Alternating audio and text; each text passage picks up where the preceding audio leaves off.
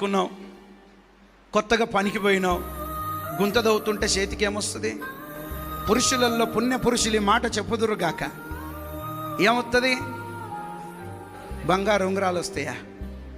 ఏమొస్తాయి? బుగ్గొచ్చింద్ర నాయనకి గడ్డపార బట్టి కొట్టనంటవా? బుగ్గ వలగొట్ట మళ్ళా గడ్డపార బట్ట. మరి మందిరంలో ఆరాధిస్తుంటే చేయి వలిగిపోయి రక్తం రాదెందుకు?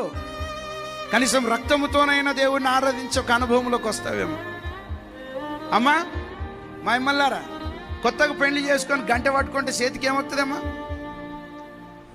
ఎన్నోసార్లు మీ చేయి మీద నూనె పడుతుంది, ఎన్నోసార్లు గంట దింపితే మంది పాపం ఆడపిల్లలు ఆ కారం చెక్ చేయడానికి ఇట్లా వేసుకొని చెమట వచ్చిందని ఇట్లా అంటే కన్ను కూడా మండుతుంది.